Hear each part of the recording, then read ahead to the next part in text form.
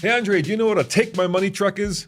It's a truck that when you see it, you say, I gotta have it, and I'm gonna buy it. Yeah, shut up, take my money. Shut up and take my money. And in this video, we're gonna go over the top 6, and there may be a bonus. Yes. Trucks, low-lying fruit that truck manufacturers should build because we would buy them immediately. In fact, we would line up and buy them immediately.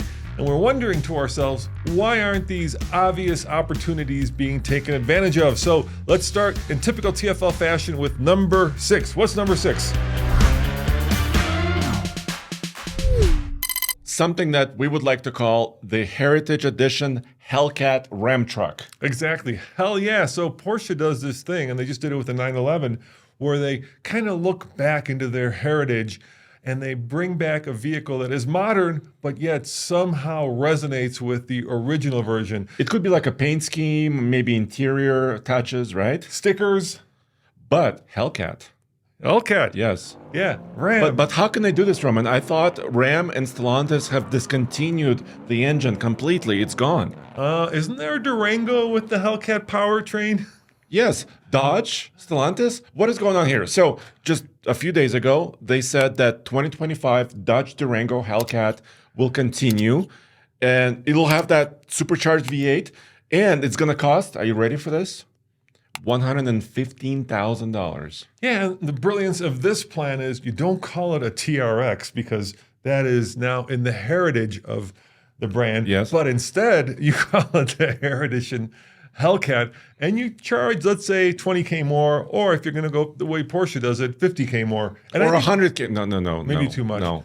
But, you sticker it up, you bring back some, like very popular colors, and I think people would line up buying one because, well, let's face it, it's a TRX that's a Heritage Edition. In fact, some aftermarket companies are already doing this. For example, Hennessy has, a very, very cool lineup of Ram trucks as well. Yeah, and the argument that they gave us before for killing the TRX was, of course, CAFE numbers, right? They have to hit these CAFE numbers. Emissions and economy, right? Right, but with the new electric Ram coming, you won't They could balance it. Yeah, Stellantis, you won't have to buy EV credits from Tesla anymore. You're going to have your own EVs. Exactly. So give the rest of us the Heritage Edition Hellcat. It will sell. All right, what's number 5 on our list? Number 5 is, let me flip that around, Andre. You know the name of the very first truck that Toyota brought into America? What was it called? What is it called? Just the truck? No, Toyota truck. It was called the Toyota Stout. Oh, yes, the Stout. Yeah. Yes. So, I don't understand why Toyota, of all companies, hasn't followed in the footsteps of Ford with the Maverick and built a compact truck. I mean, we've got, obviously, the Tacoma, most popular truck in its segment. Yeah. We have the Tundra, which is doing well. But the problem with both of them, even the hybrids, and especially the hybrids, is they are thirsty. And Toyota is known for building fuel-efficient vehicles, and yet they don't have a small fuel-efficient trucks, but they do have the nameplate, and they certainly have the technical know-how to build a compact pickup truck. Yeah, the name is cool, Stout. You can see it's a truck name, right? Take my money. If Toyota comes out with this, they're really good at small vehicles, right? Small, efficient hybrids. They could do, a hybrid system in it as well. And if it had 4 doors and a small bed like the Maverick, I'm going to line up. And look, here's the other problem. When the Maverick came out, it was priced at about just under $20,000. And since then, because of its popularity with Destination, it has climbed to about $25,000. Even 26 now. Yeah. The problem that Toyota has is they're nowhere near having a Tacoma at $26,000. No, it starts, in the low to mid 30s. And by the time you're done with a TRD Pro, it's $66,000. Yeah, so let's say a Stout starts at $25,000. Put it in line with the Maverick. I think you would have people banging down the doors of the local Toyota dealership to buy a small, affordable, compact truck. And if you guys know, or if you live outside of the United States, I bet you there are compact Toyota trucks out there. All over the world, Even the Hilux is smaller than the Tacoma. I'm not saying it's a compact size Maverick size, but it's certainly smaller than the Tacoma. All right, let's keep going down our list. Number 4. This is a no-brainer, Andre. This is like falling off of a tree. course, Ford has the Maverick. Yes. There it is. And finally, they gave us an all-wheel drive Maverick hybrid, which is coming later this year. In fact, we said take our money And we bought one. because we ordered one and it's on its way. But here's the kicker, right? The Maverick is based on the Escape platform. Yes. And what is the hottest, newest trend right now in not just the truck world, but the automobile world?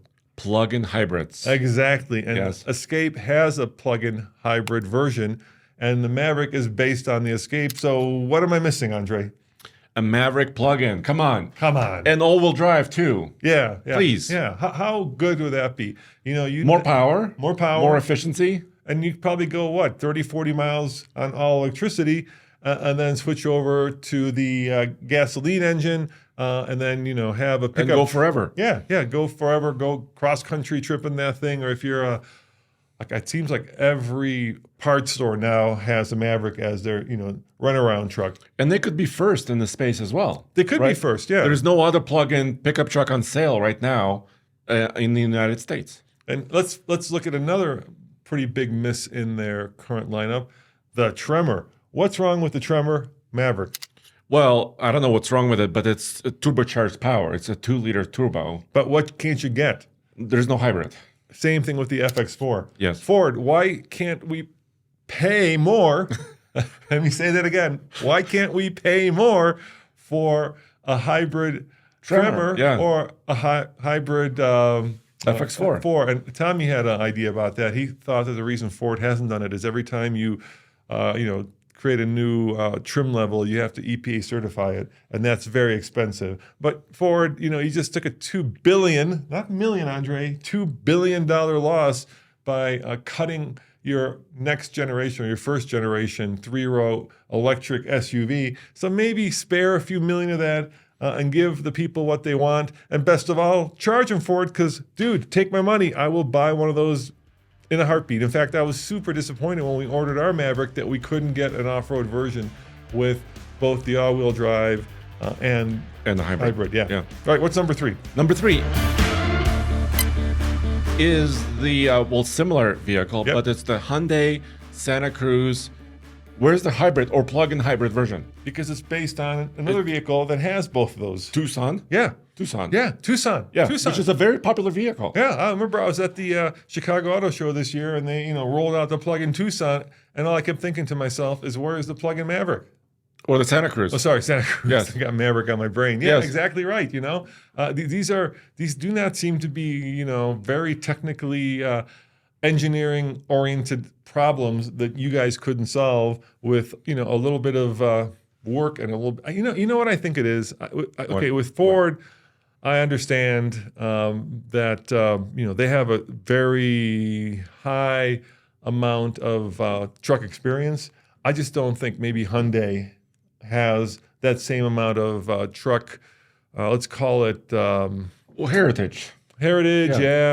Experience, and so I think the overlords in Korea probably don't quite understand or see how important trucks are to most Americans. And so instead of building a trucky truck with the Santa Cruz, they built a lifestyle truck. And I've talked to some of the designers and some of the engineers behind the Santa Cruz, and the idea from the get-go was to create kind of this California surfmobile, right? Which is grand, but I think me and you could have both told them that just make it a trucky truck, make it small, and you'll do well. And I mean, but also more fuel efficient. Yeah, the proof is in the sales, right? Yeah. You know what the sales of the Maverick versus the Santa Cruz are? It's insane. It's like 5 to 1, yeah. It's like more than 5 to 1. So the Maverick is way more successful than the Santa Cruz now. And I know both of them have been refreshed, but I think Hyundai could do more. Yeah. And they would be successful. All right, let's move on to the big boy trucks at number 2. What is that, Andre? Number 2, this doesn't currently exist, but it should. A hybrid heavy-duty pickup. Dude, I mean, come on. If there's any truck that goes to a job site and needs to power tools and charge things, is a heavy duty. Yeah, I mean, think about, where most heavy duty trucks are used and how they're used, and having that power on board that the Ford F-150 hybrid provides you should be something that you could get in a heavy-duty truck. And not 2 years from now. No. I mean now. Yeah, there's so many uses. You had the hybrid with Yes. power on board. Tell me how you used it. Okay, so first of all, I was powering some of my garden machinery, like mowers and trimmers, right? Yeah, and charge up your batteries. Yeah, charged up my batteries. Now, I went to David's Happy Yak Ranch. We used the truck to weld off of, plugged in the welder, job site. We cut down trees, powered saws over there. Then we charged an electric car with it, right? Then we powered the house. I mean, yeah. Come on. What else? It's not is there to rocket say? science. And here's something else, right? And obviously we're not engineers here, but we do know the basics, and that would be that diesel engines make really good generators. Really Yes. good generators. So how much power does the hybrid Ford put out? Well, 7.2 kilowatts. 7.2 So, kilowatts. which is already a good amount of power. Yeah, I mean that is enough to power a food truck. Yes, exactly. How much? Exactly. How much could a diesel put out? I think you could easily double that. I think you could. That could be a mobile charging station for electric vehicles easily. That's how much. Or power. even you could run a giant camper as well. Yeah, exactly. with multiple AC units on top of it. Yeah, or at a job site, you'll have fans running, or you'll have air conditioning, Lights running, big lights. or you'll have those little like compact trailers that serve as the nerve center for the building site. So I think who could do this first? I'm thinking Ford could. Yeah. I mean, they already have the F-150 technology that they could kind of adopt. They have the inverters. Yes. Maybe, we don't know what GM is doing with their new hybrids. We don't know yet. Ram, we know the newish Cummins is coming, but we don't know if they're going to hybridize it or not. Yeah, it seemed to me like there was this hole in the marketplace when Rivian came along. And let's face it, Rivian did kind of pioneer the all-electric truck, and everybody kind of just went, wow, we need that. Not everybody, but a lot of people said, we need that. Yeah. Enough to build, a company out of it. billion-dollar company. Yeah. And yet the same thing is true with, I think, electric or electrified heavy-duty trucks, and yet none of them exist right now. And we're not saying remove diesels or gas V8s, No, we're right? just it has to be a complement, right? Yeah, add an electrified component to it. Yeah. All right, and number one, I think this is the one that I would be probably the most likely to buy, like tomorrow, if they did that. And what is that, Andre? You called it the Chevy Silverado 1500 ZR2 Vet. That's right. Really? Yes, the vet. Corvette? Yes, that's right. Take the Corvette engine and stick it in the Silverado, Uh-huh. right? And here's the key. Price it at what the vet starts at.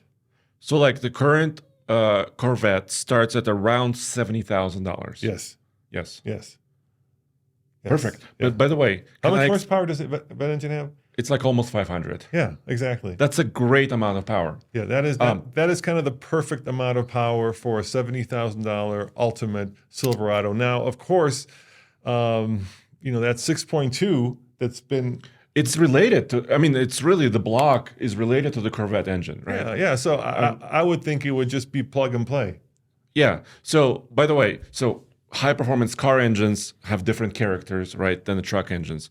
But I think you're talking about something fun, right? Something to go up against the Ram RHO that's coming, right? It could be the it could Raptor. Yes, it could be an off-roader, or it could be slammed, and it could be the ultimate on-roader. Sport truck. Yes, but you could go both ways. You could have, the vet edition could be like the ZR2, or it could be whatever you want to call SS.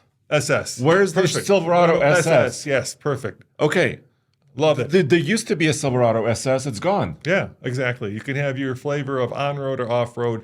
And once again, for me, I would immediately plop down $70K for the off-road one, but I think there are a lot of people who would do the same thing for the SS. Maybe that could be the kind of the Camaro replacement. I know it doesn't quite replace a sports car, but trucks are the king of the road these days, and having a slammed vet-powered Silverado would rock. Or you could do more. What? Why don't you take the new 2026 ZR1 engine, which is a twin turbo insanity? Oh my God. 1,000 horsepower, Oh my and then stick it in there. Yeah, I know. And you've got a four-wheel drive vehicle, so you could put the power down. Yes. Unlike the Corvette, which need steamroller rear tires to do the same thing. Yeah. I actually think it can't put the power down. I think you just start that car in second gear just to be able to, not roast the rear tires. And All right. charge $300,000 for it. Okay, we have a bonus, right? Yeah, we always have a bonus. And this is your idea. So what is your bonus, Yeah. my man? Yeah, so I was thinking about this because recently Ford has published a factory certified tune on their Ranger Raptor, right?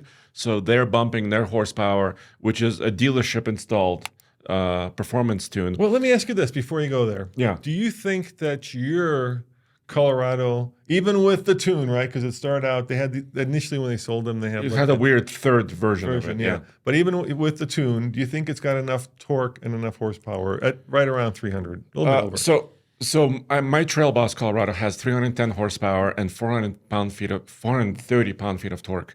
I think I need more.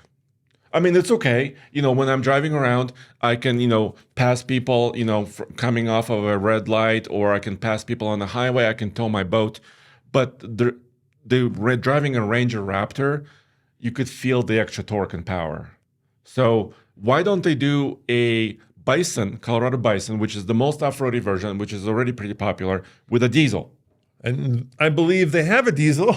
They do have a diesel. It's called the 3-liter Duramax. Yes. And I don't know, packaging-wise, it may be kind of, slightly difficult to do. So here's the thing, right? Once upon a time, midsize trucks were pretty small, but today's midsize truck is about the size of a full-size truck from, let's say, 2 generations ago. Yeah. So these are now relatively big trucks. So that gives you a lot more room under the hood.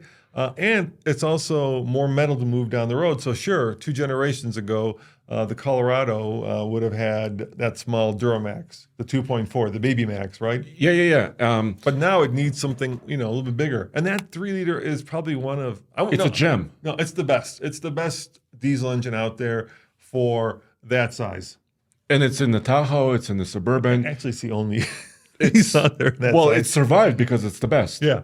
It's survival of the fittest. Yeah. And if they could do it in the midsize truck, I think a lot of you guys and us, we would say, take my money, and I'm going to because you get range, right? You get power, you get torque, and you have driving range. You can go a lot further. Now, let us know if you have any suggestions to add to this list. But what we try to do is we try to kind of pick the low-hanging fruit that didn't require a lot of engineering, a lot of development costs, stuff that seems like, you could do relatively easily without spending a lot of time, talent, and engineering know-how, and get this out. Because the problem is things are changing so quickly, Andre, so quickly, right? We've had this huge pendulum swing where everything's been electric to now everything's hybrid to everything is going back the way it was. So something that you could do without necessarily planning 5 years into the future. So let us know if you have any other ideas for trucks that, are take my money worthy. And as always, this is Roman And Andre. saying thanks for watching. We really appreciate it. We'll see you guys next time. Ciao.